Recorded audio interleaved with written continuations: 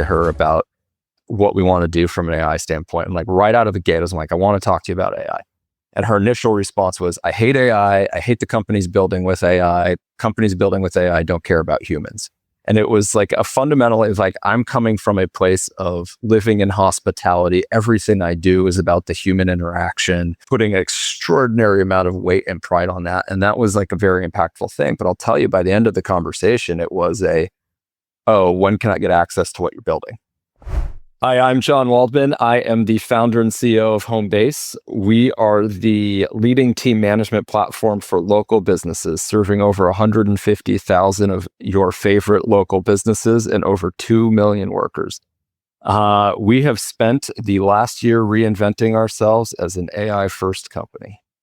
Wonderful. Well, maybe one thing that I've really been excited to talk to you about, John, is I know when we reconnected recently, it was because you had posted on LinkedIn about how you are reinventing the business from the ground up with AI. And so I thought it could be fun just to kind of hear you talk, maybe first Homebase historically, and then what has changed for you as you've thought about rebuilding the business. Yeah, I mean, that's a big topic because I think right in this moment of time, it cuts across everything. What are we building? How are we building it? The way that we operate as a company. So we can talk about any and all of that. Okay. Well, I like even that distinction, right? The what and the how. What are we building? Yeah. How are we working? And maybe let's start with the how, because I think that's probably more essential to the DNA, so to speak. And then let's get to the what after that. Yeah, I would say, the what are we building is an evolution, and that part has been very consistent over the 10-year life of our company. And what I think about forward, the North Star there doesn't really change, but I think the how we build is changing so dramatically. And Jeremy, when I reached out to you, I was sharing some of the thoughts that I was having of like, wow, at this moment in time, I feel like I'm going back to D-school type building and kind of foundational founder mode thinking about product and how to build product as much as I have in the last 10 years. And it was super exciting and fun in that moment. And I think what I'll take the way that we build product as an example from like a product and design standpoint. I think getting to the part of like, okay, we're back into the rapid prototyping, working closely with design partners, the pace of iteration and learning, all that stuff has been radically accelerated in the way that we're building any product. And that's been one of 100 ways in which we are changing how we work to kind of meet the moment. And when you talk about getting closer to the customer and the speed at which you're prototyping, what's enabling that? Yeah, so getting closer to the customers, I think that's something that we've always been super prided ourselves on. We serve local businesses. We serve a lot of local businesses. They're an incredibly fun customer to serve, right? You can go walk into them, talk to them live. Their problems are so tangible. Their stories are incredible. They're the best possible customer that you could hope for. You get to a certain level of scale though, and like some of those interactions become a little bit abstracted. You've got 150,000 plus customers. You can launch a feature in the product and you get hard data back pretty quickly on how are people responding? Did the A/B test hold? Did it drive the outcome that you wanted? You can now launch a survey and get answers back from 1,000 plus people so quickly. We've got 4 million plus people will use Homebase this year. You can get incredible amounts of data from that. But I think the thing that gets lost in that is like, we're in a moment where we're trying to create magic, and like that's a little bit more qualitative than, how did it perform on the A/B test? And for that, it's like okay, let me take a prototype early in how we're thinking about something, put it in front of you in person and see, what are you reacting to? The most basic, take it back to the roots of building product and design, like take it back, see what the reaction is, come back a week later with a slightly different version of it, like a slightly more expanded version, and just like keep pulling on that thread. And I think the great enabler here is all of these new prototyping tools. We are now probably pumping out prototypes on Bolt.new or Lovable. Like all of these things have become so core to the way that we do product and design at Homebase, and has really changed the way that we're able to interact with customers and each other.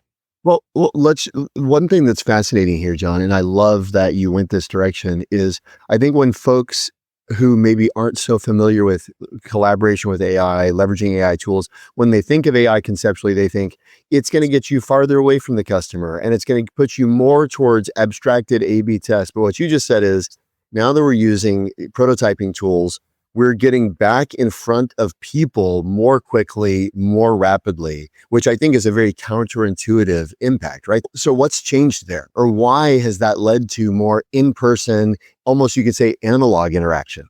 Yeah, it totally is that analog interaction. I think part of it is the pace of development and learning. Jimmy, I go back to like one of my favorite frameworks from the D school is that very, very basic looks like, works like, framework. And like, are you moving a prototype? Are you moving a learning or a product on both of those dimensions? And those two dimensions are correlated, but they're not the same thing. And I think in this moment where you can be behind the engines working on prompts and working on kind of how the AI is interacting, what's possible there at the same time where you're rapidly prototyping on what is the front end of this thing, how is this going to show up for users, what are the ways that people want to interact with that? I think you just get such a faster pace of learning on that versus, hey, let's build Figma prototypes that are so high resolution on the what does it look like, but are maybe not giving you the same cycle times on just the customer feedback. Do you take a bold kind of like prototype or lovable or Replit or whatever, and you throw it straight to the customer, or is that more for testing? Like, do you throw it in production already? So we've done all sorts of things. Like this is the thing we're evolving through in real time. I sat through a roadmap review meeting last week where it was every single item on the roadmap had a lovable prototype attached to it. And so instead of talking about like concepts or designs or anything like that, it was, let's just go through all of the prototypes and spend 2 minutes on each of these prototypes. And these were like out there ideas, right? It allowed us to kind of it's like the whole like if a picture is worth 1,000 words, then like a prototype is worth 1,000 pictures, right? Yeah. I think it was like the joke is true, right? Of like nobody sat here and was like a 20-page PRD doc is the best way to talk about product. And we kind of like ended up there accidentally and probably to the detriment of everybody involved. But like now you can go back to the prototype and everybody can kind of click on the idea super fast. Sorry, just to be sure, Yeah. just to make sure I understand, John, you're saying that's where we were prior to unleashing our product and development teams with AI. We had kind of devolved, you could say, even though you started, by the way, such a wonderful place, but you kind of devolved to the point that the way we communicate with each other is 20-page PRD docs, which I can imagine even the bandwidth required for a human understanding to get up to speed. I can't get in the field. I got all these PRD docs I got to read, right? Exactly. Like, and you think about just like for me as a CEO, then sitting there and being like, well, shit, to stay current on what we might build, that requires so much reading. And the process had become incredibly linear. We pride ourselves in like our cultural value is no day wasted. That's one of our 3 cultural values. And yet, like we had fallen into the trap of very linear kind of product building, very stepwise product building in a way that was leading to these very, very heavy artifacts that were great and served a purpose. Don't get me wrong. Like we got there for a reason, but at the same time was leading to very slow cycle times on feedback and leading to very big checkpoints for us getting customer feedback. And I think the thing that this has allowed us to do is just blow that up. And allow anybody to kind of go out and get feedback in a new way. I think as an entrepreneur, obviously the people that you serve are incredible, fascinating, because to your point, like these are these incredible people who maybe don't get like the glory and the Fast Company articles, but like they are the one who keep the economy alive and the American dream alive and a lot of other things. Where are they on AI at this moment in time? That is a good question. I think it's a wide range. 2 years ago, I was doing just like a random Zoom catch up with 6 customers at the time. And I remember at that time being blown away of like, oh, these businesses have moved way faster here than I thought. And I would remember there's this incredible business, Brooklyn Tea, great tea shop in Brooklyn. And I remember her telling a story super early on. She has an e-commerce site that she runs too, and she was talking about spending the weekend using ChatGPT to generate a bunch of descriptions for all of the T's that she was going to like put on her website, and how long that would have taken her before. And honestly, that was probably like May of 2023. It was relatively early on, maybe even earlier, March of 2023. And she had like found a very specific use case in it. Now, I think of like there is still a technical gate to like really unlock the power of AI and to push really hard on some of these applications and use cases for which that's very, very hard for a small business owner. And that's where we come in, right? Is how are we bringing AI at scale to make building and managing a team incredibly easy so that you don't have to think about all of the minutia and tasks that come with it. And I think there is an interesting dichotomy. You know, I always remember the conversation with a friend who ran restaurants, very plugged into kind of hospitality scene broadly, and I talked to her about what we want to do from an AI standpoint. And like right out of the gate, I was like, I want to talk to you about AI. And her initial response was, I hate AI. I hate the companies building with AI. Companies building with AI don't care about humans. And it was like a fundamental, it was like, I'm coming from a place of living in hospitality. Everything I do is about the human interaction, putting an extraordinary amount of weight and pride on that. And that was like a very impactful thing. But I'll tell you, by the end of the conversation, it was when can I get access to what you're building? Because I think as you like talk through it, and people are not afraid of AI. They're not, in this context, they're not scared of AI. When you get into the practical applications of, hey, how are you handling no-shows today? Like, do you really need to spend your time on that? Or is that a thing that AI could do for you? Do you really need to be screening the 100 cashier resumes that you got in the past week? Could AI do that for you? You bring it to these very tactical applications. It's like, oh shit, I would love to help actually. Like I spend hours on that and I hate it. But just connecting from I hate AI to these hated or dreaded workflows, you go, oh, I didn't know it could do that, right? Yeah. And so I think that's a little bit back to our job as product builders, is to like bring it back to the real problems that they're dealing with every day and not make it some like philosophical technology, some grand debate around technology, and back to like hey, we can make your life easier. Could we go back to that conversation? Because I think that's actually kind of a really cool use case. So you're talking to this hospitality leader who's really, I'm sure, prides herself probably in this kind of handcrafted artisanal care, right? In the hospitality space. I'm familiar with some of those folks. She starts the conversation by saying, I hate AI. What is your approach? I mean, because you're not like an AI evangelist. It's not like you're trying to sell her on AI, but what was the conversation like that moved her in, it seems like relatively short order, from I hate AI to when can I sign up? Yeah, I think moving it is like the most trite answer imaginable, but moving it from the technology to the problem, right? Which is like, okay, let's not talk about AI. Like what I actually want to talk to you is about how you build and manage your schedule. I want to talk to you about the challenges of hiring. And then with that, introducing solutions into the conversation of, okay, now imagine if Homebase did X. And getting those like, oh, that's possible moments. So bringing it back to the things that she's actually dealing with, the things that she's seen firsthand, as opposed to the let's lead with the technology. But I think that's always true. I have a weird question that's kind of like popping up in my brain. I was talking to somebody else who was kind of talking about the demise of SaaS. And of course, you're doing like a SaaS product for specific customers. Where do you think the companies like yourself, and I definitely have like maybe a suggestion, where do you sit in the question of how concerned you should be that a ChatGPT becomes so powerful that the features that you provide are kind of like just something that people will just do on that app? Listen, I'll be the first person to say I think SaaS is dead. I said it, and we had our leadership offsite in May of 2023. And I sat there and like the theme of the presentation was the age of SaaS is over. Here's how we have to think about our company going forward.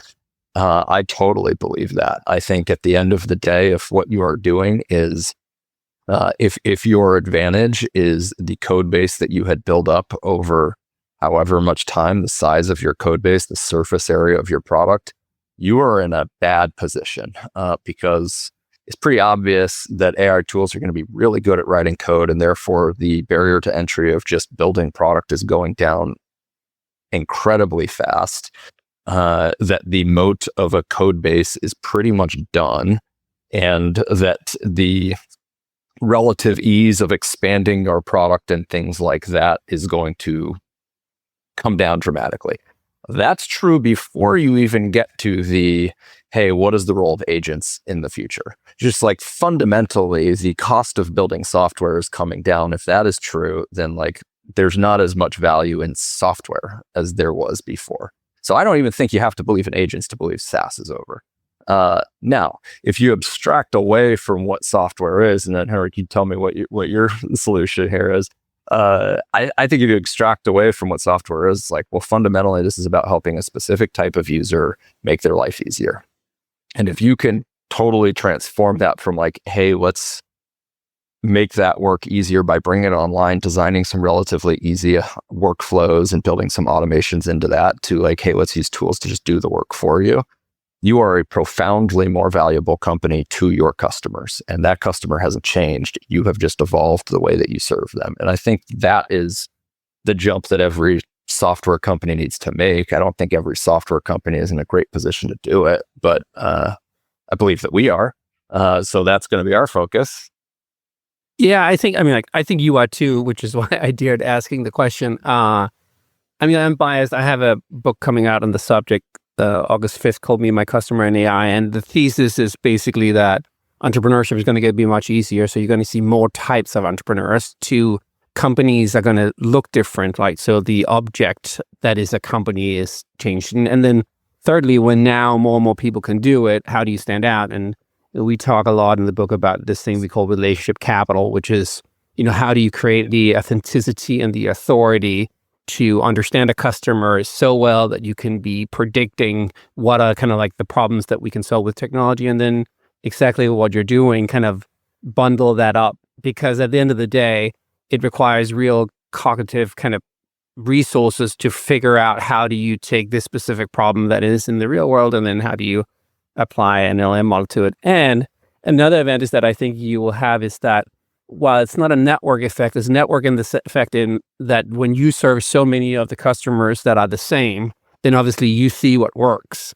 And, like a two-person team, can't have an innovation team. But you then de facto through the product become kind of like the people that can take those kind of insights and apply it down to them. I 100% agree with that. And one, like I listened to the Atos interview you all did, and I absolutely believe in the thesis around what AI unlocks for entrepreneurship and how great that is going to be for the world. Totally believe in that. And two, absolutely believe that so much of the long-term value of a company is ultimately in the customer focus and the understanding of a customer. And I think one of the underrated powers of AI is that it allows, including reducing the cost of building software, is that it allows for verticalization and purpose-built software in a way that it never existed before. And that was true whether you're building software, or AI agents, but I think it's doubly true going forward. And I think you still end up with these massive pockets of the software economy that are completely horizontal, serving wildly different types of business and users with subpar solutions for all of them. And I think that is a thing that we should all be optimistic for, kind of the flywheel accelerating on of giving more purpose-built solutions. I love, you had said a second ago, John, not every company is positioned to make this shift, but we are, from, call it your advantage being your code base to your advantage being your customer. Can you talk about how because now it sounds like you've been undergoing this transformation for, call it, the last year. What were some of the key early moves you had to make as a CEO to shift your kind of company mindset from the basis of our advantage is blank to the basis of our advantage is this other thing? So I think I can sit here and say this, give change is really hard. I sit here and say if like, we were so far ahead in our thinking of this in May of 2023, we're talking about the end of SaaS. I gave that presentation. We talked about it as a leadership group. Guess what? A year later, nothing had changed. Like nothing. We kind of continued on our roadmaps. We were shipping the things that we were shipping. We were working on the projects that we had laid out. I took a very bottoms up approach of like, hey, let's communicate a vision for where we want to go. But I was a big believer of like, this changes everything. This is going to change every part of our product. It's going to change every part of how we work. Let's push this out to the entire company immediately.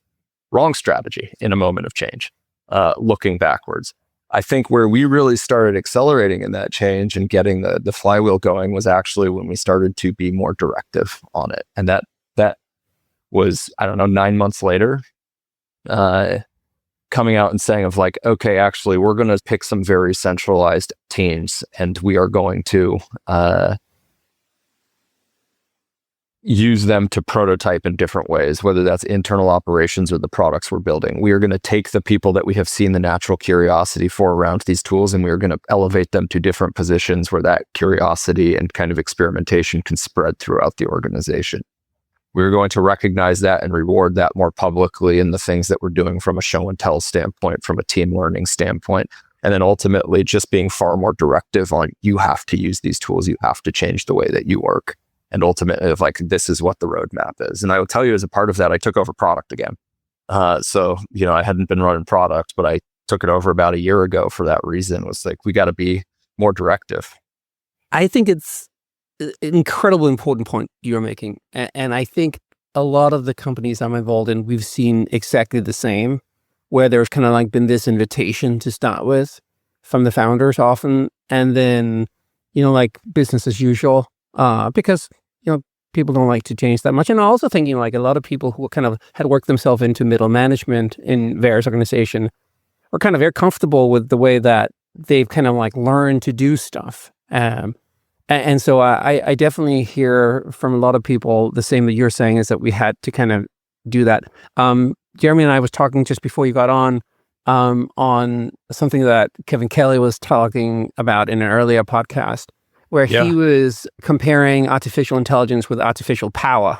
And then he was talking about how you couldn't just apply artificial power to kind of like the wagons that you had, used this horses with. And so you had to kind of rebuild stuff from the ground up on that stack. You had to build factories, and with autonomous driving, you probably can't use exactly the same roads and signs. Suddenly you have to rebuild stuff.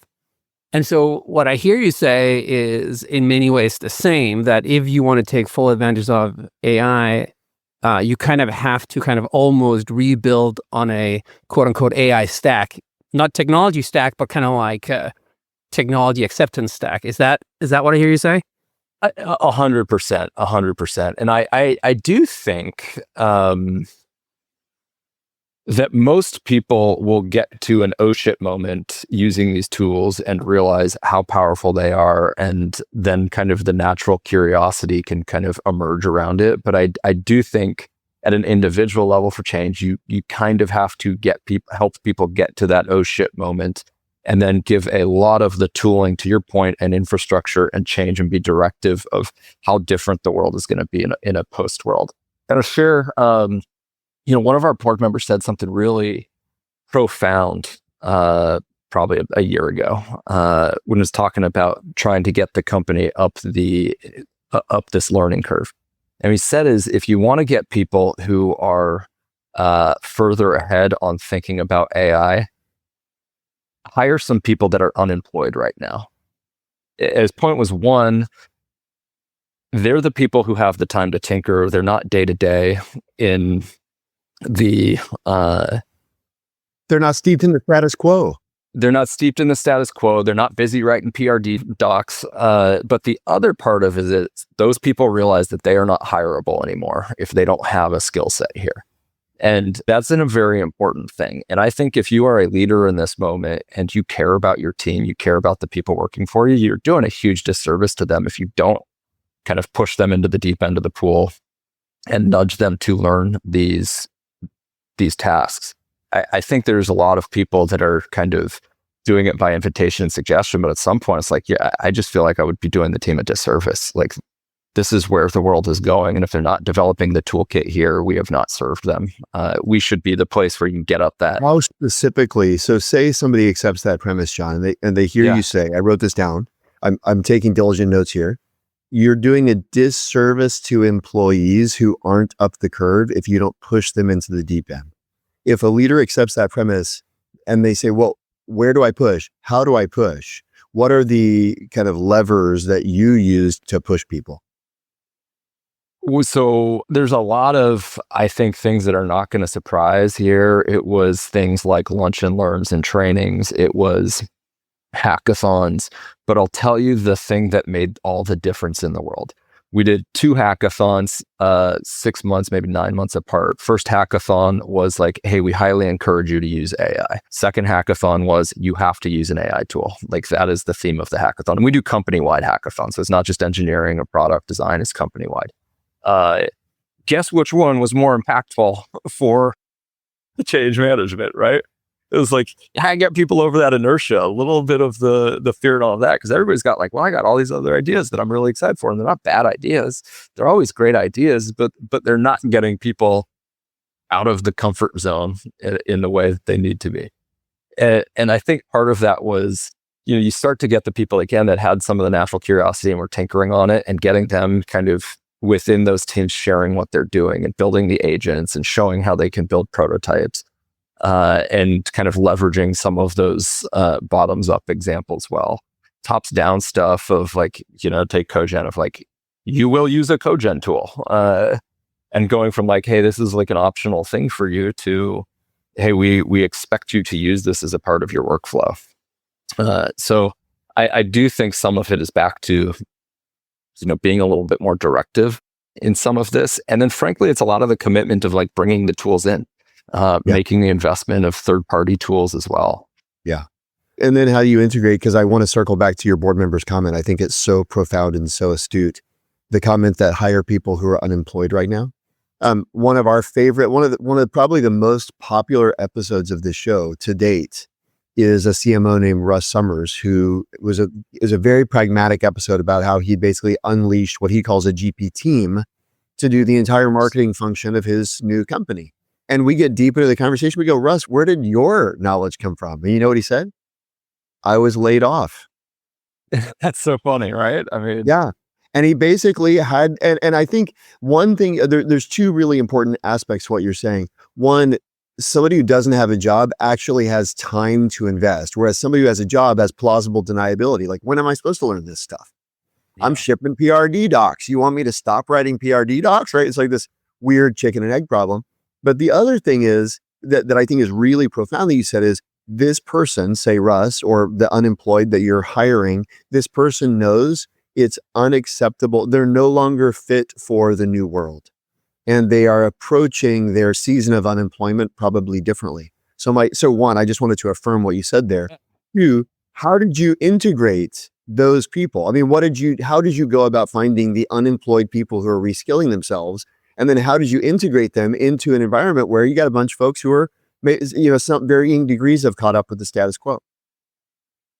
Yeah, I mean, I'm running product right now, so I see it a lot on those front lines. I'm interviewing the PMs coming through as we hire, and I think in the context of an interview and talking to candidates, first you can see who's curious, who's been exploring the technology, who's spending their time on it, whether they're at a company or not at a company. And you could unpack the motivations around that, but it almost doesn't matter. It is about the curiosity. And I think we're at a moment of time in a period of profound technology change where like curiosity is rewarded disproportionately. And so I think that is part of it, is making sure that we've got those people coming in and folks who have been tinkering and learning with the tools and all of that. I think that's true across every single discipline. One of our core operating values is around mastering your craft. And like, if you're not thinking about how AI can help you in whatever you're doing, you're probably not mastering your craft. There's just too much going on. So I'm like a big believer of like a lot of this is top of the funnel and just kind of like the signal through the front door. Then bringing them in, I think it actually kind of happens pretty naturally, because I do think that there is like a lot of latent energy. People want to learn, they want to figure this stuff out, but I think just need to be shown. They need to get to. Can we just double click on the like to learn? This is a question I'm not sure for who or you it might be best. And John, you probably from experience, and Jeremy probably from academia. But I was talking to a friend of mine, Alex Kaufman, who's like a high end coach, and I was trying to understand why is it's so complicated for some people to kind of like starting to adapt these new tools. Where is it and why is it that some of these kind of like curious kind of I want to learn feelings kind of like why are they not there always? And he was talking about what he called the self-authored mind and the socialized mind. Like basically you had some people who kind of like falls into these categories, and the majority falls into the socialized mind, like to do what we've always done. In an age where you will probably see more and more of our team members do more and more different types of work, because like the classic boundaries is kind of like being also torn down by AI. Yeah. How do you think as a manager that we encourage that? Or is it purely in selection of candidates that we can kind of do that? I think both. And this is as much to do with the experience around AI as it is the last 10 years of running Homebase. But I think in the recent experience, I do think first that you have to give permission to your team and like really unlock that latent curiosity in the things there. And part of that is establishing a framework and setting the expectations higher of the previous way of working is not going to cut it anymore. We were very intentional when we kicked off this year that it's day zero. We are a new company. We are approaching everything in a new way. And that is our expectation going forward. We have a counter in Slack every day that just increments up from January 1st on what day is it at the company, to just kind of instill of we are not the company that we were in the first 10 years of our life.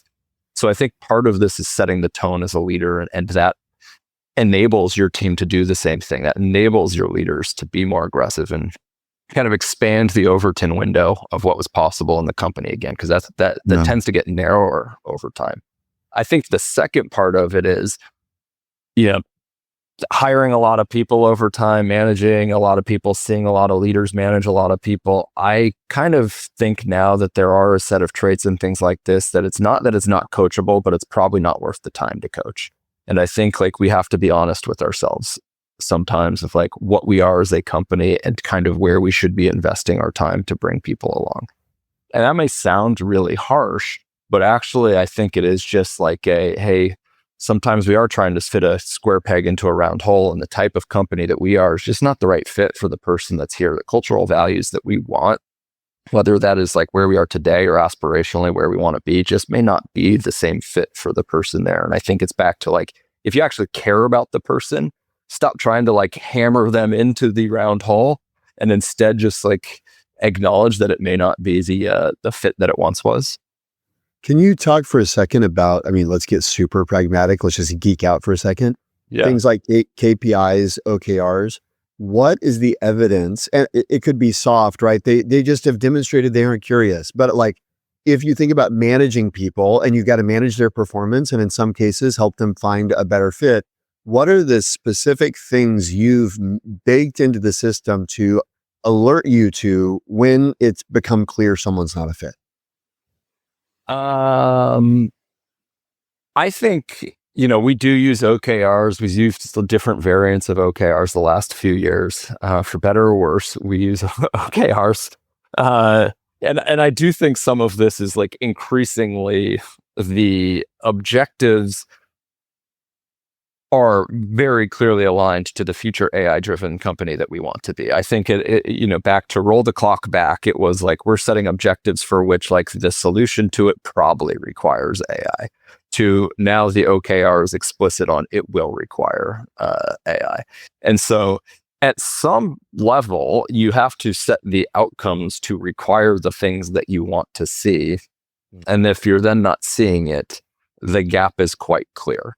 It becomes less around kind of like the qualitative traits and things like that, and the outcomes that those qualitative traits would lead to. So very tactically, it's like, well, we believe that AI can make our support interactions better. We're going to bake that into an OKR.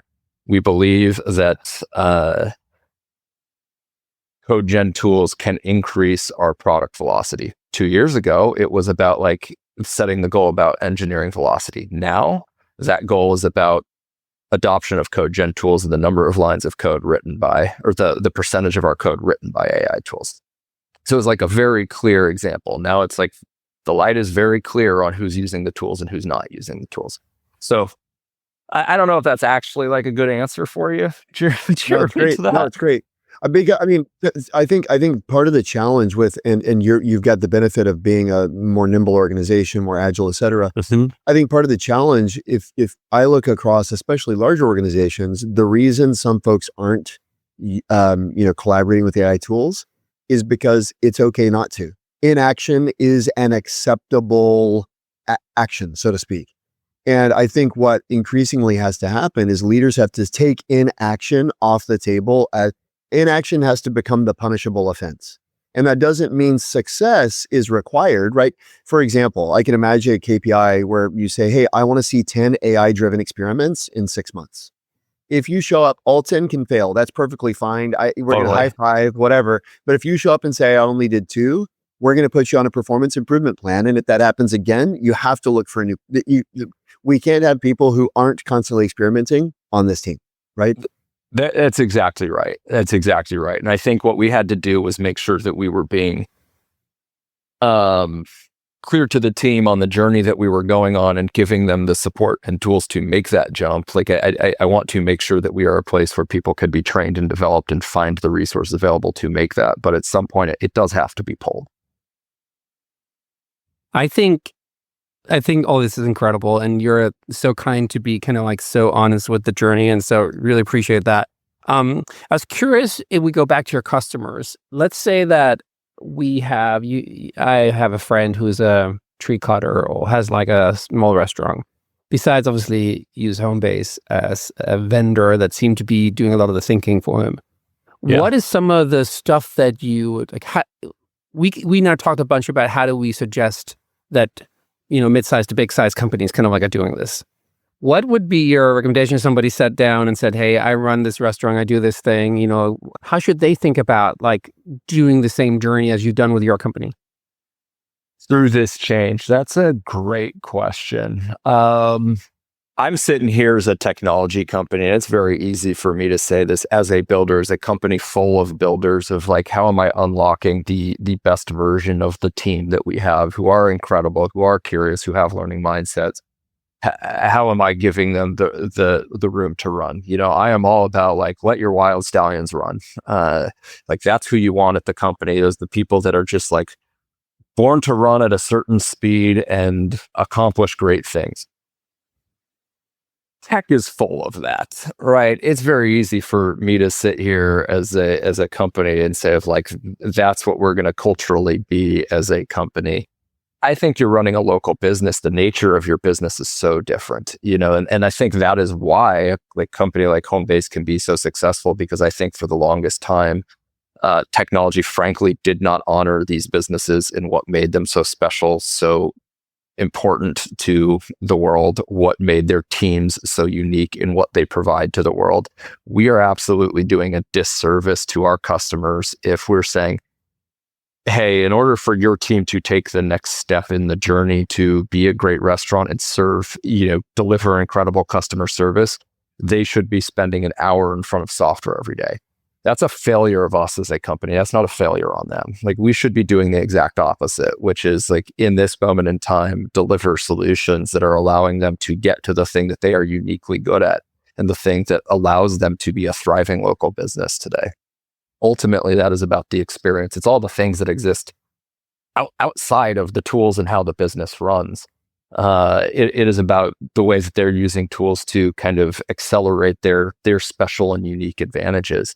And that's almost always about kind of the company they're building, the way that they serve their customers. It is almost never around the ways that they choose to run payroll.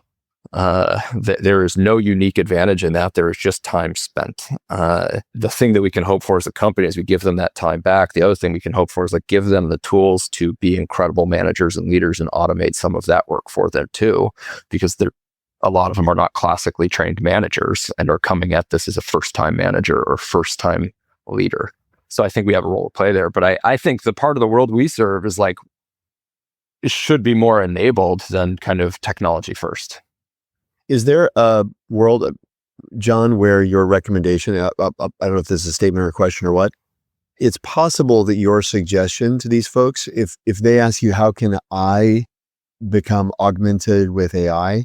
To your point, it's not about them automating their own payroll or whatever, but is there something about thought partnership, strategic thought partnership? I think one of the comments and there were kind of recurring themes on this show and these conversations is there's something about kind of workflow augmentation and automation and all that stuff. But then there's just the thinking partner, like for a small business owner, basically they've got $1 trillion coach Bill Campbell in their pocket, who if they know to provide ChatGPT that context, I want you to play the role of Bill Campbell. I want you to ask me 10 questions about my business, just like you ask Larry and Sergey. I want you to be brutally honest, poke holes in my thinking, give me non-obvious strategies, right? All of that's available to somebody. Is that how you would recommend, a small business owner kind of leverage AI, or what's their immediate low-hanging fruit opportunity? Well, obviously, the lowest hanging fruit opportunity is use Homebase, but we'll take that as an assumed. Of course, but that fruit is like on their lips. The second thing that they should do, you forgot to say the URL. Proper entrepreneur. Yeah, do the joinhomebase.com. Start for free today. Perfect. We are a freemium product. No, after going through that journey at joinhomebase.com and getting set up, the next thing, I think that's a great point around using ChatGPT and just the amount of coaching and support available in that. Founding a business is a lonely journey, and it is an incredibly hard journey. And I don't think the work and kind of courage that every single local business that exists in this world is demonstrating gets the amount of appreciation that it should. Behind every single local business, there is an incredible story. Like that's one of the best parts about serving these local businesses is like the courage that it took for this person to put a big part of themselves out into the physical world, serving their community and the people that they know. Like, that is a very, very profound statement of entrepreneurship. Vulnerable, yeah. So much vulnerability in that. Forget about like the financial risks that people are taking in doing it, but like the emotional risks that people are taking that are profound. And I think ChatGPT or whatever LLM of choice. Okay. I just have to interrupt because Henrik and I did this the other day with Blair. Let's just brainstorm on your business for a minute. What if there's a series of Homebase branded or Homebase recommended GPTs that are all about small business coaching, right? You could encode some GPTs based on world-class coaching as you understand it, right? And I wonder if there's like the top 5. I mean, Bryce Shalomal from Moderna, who we interviewed a while back, mentioned AI as assistant, AI as coach, AI as expert, and AI as creative partner.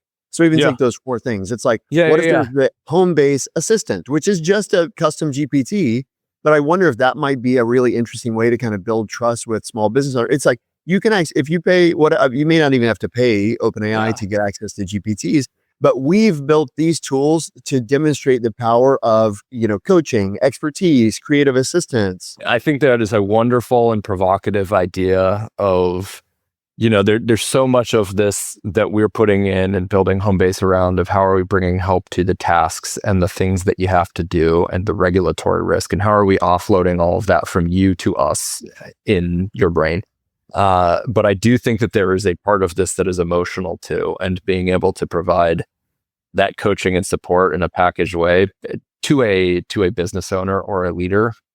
We all know as leaders and managers, so much of what we do is the support that we're providing other people. And yeah, it's a hard thing.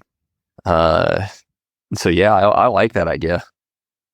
Well, that's one thing that we aim to do on this show is always give a gift back to our guest. But there you go. There's your free gift for purchase, my friend. There you go. So thanks so much for joining us, John. This is an awesome conversation. Okay, Jeremy. Professor Vredelen. I know this is catnip for the bark box guy, huh?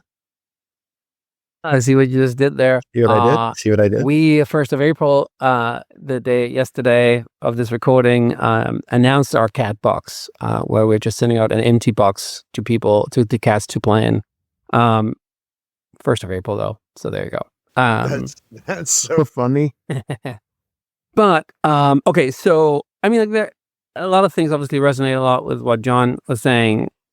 I mean, like, he's just an incredible leader. And I think it's so cool when people come on the pod and talk so honestly about some of the issues. And I think this problem of, like, how do you get my team to kind of embrace this new technology is something that every founder is now trying to figure out. And I thought he had some incredible suggestions. And I think also just kind of, it was nice to hear somebody else who kind of like is trying to do the same thing and finding it complicated. So I think that was one thing.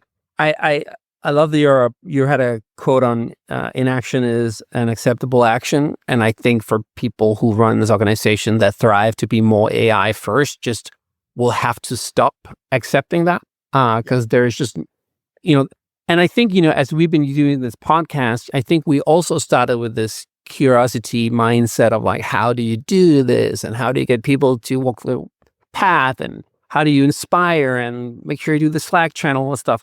And I think interestingly have felt a change of tone in the last year and a half, where a lot of people come on now and a little bit have the attitude of like, okay, playtime is over. You got access to it now. You actually have to use it. I mean, you know that I'm obsessed with play, so I won't say playtime is over, but I will say it's no longer optional. I don't think playtime is over. I mean, not to mince words, but I think playtime is now mandatory, whereas perhaps before it was optional. Yeah, right. I think that's well put. And then I kind of like, I know this is a very practical thing. I just like the idea of having more people say, "Hey, that's great. Give me 10 AI examples of that." I mean, like with Replit or Lovable or like all these different tools that are now available for people to make their own prototype. There's really no reason why even like teams that may be a little bit slower to adapt this thing, like finance team, legal team, whatever it is, except we've heard many examples of those teams being the first. But besides that, I mean, like just say, you need to come back with 10 examples of something tangible of how you solve this with a product and just get into the rhythm of practice the vax on, vax off kind of like motion, old Karate Kid kind of reference, but to just practice in productizing, solving the problems with AI. And that is, I think, increasingly also just something that we should just ask people to do. No time spent kind of building with AI is wasted time. So even if that product doesn't ship, even if that lovable prototype doesn't go anywhere, you're building kind of muscle memory and familiarity with tools that will become more indispensable to you over time. Therefore, play and build. And I mean, I love the example that he gave at the beginning of the show, which is the product review process, the roadmap process has totally changed. Now, instead of reading a bunch of 20-page documents, which basically becomes the job, now we're doing 2 or 3 minute demos of real live prototypes.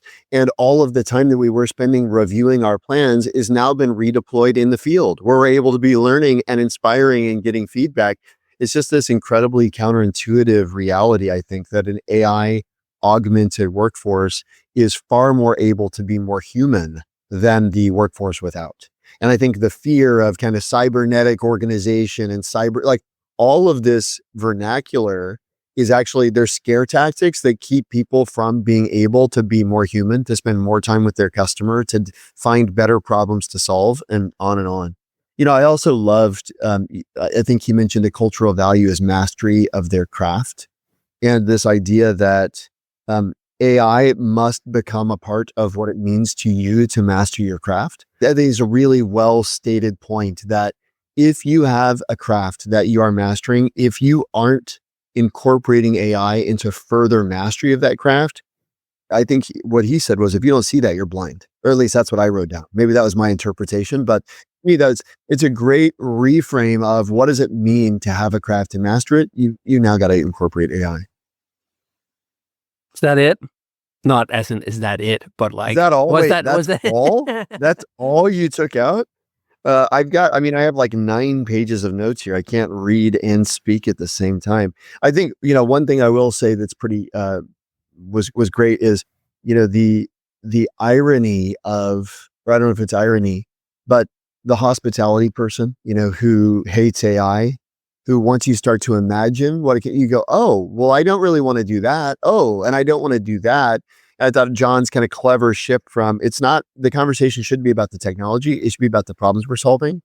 And the how is up to us, right? But if you can help someone be clear on, the fact that they've got to screen 100 resumes for the hostess job, nobody's raising their hand saying, I can't wait to read all these resumes.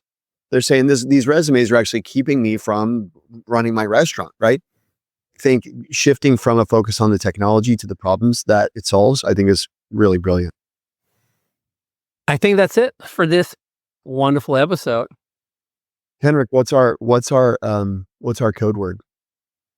What about small local business? Because I do think that like what he said about how important it is and how little credit they get is just 100% right. Like it is, you walk down all of these small stores and they're always friendly and like at least like the ones that are around me, and they always like just make you feel welcome and make your day. And it must be exhausting having to make sure you stand up there and restock the store and get it ready every day, or coffee shop or whatever it is. I think that's a great code word. I will submit another. So people have 2 options and they can just decide what they agree with. I say distraction, because while I was saying what stood out to me, Henrik was sending me a meme. He wasn't even listening. So I think the code word should be distraction, but it's up to you. You get to choose. Do you want to say, That's because I think you look like Data from Star Trek today. And so for people who watch it on YouTube, unbelievable. Unbelievable. I'll leave it to you to wrap this program. Okay. And with that, thank you so much for listening to another episode of Beyond the Prompt. And as always, incredibly just incredible. We just really appreciate that you're staying to listen all the way to the end. And if you are here, will you please give us a like, give us a subscribe, send it to a friend so that we can grow our listenership. We'll very much appreciate that. I totally killed that one, but there you go. I love it. No, leave it. Leave it. Thank you so much for everything, and we will talk soon. Adios.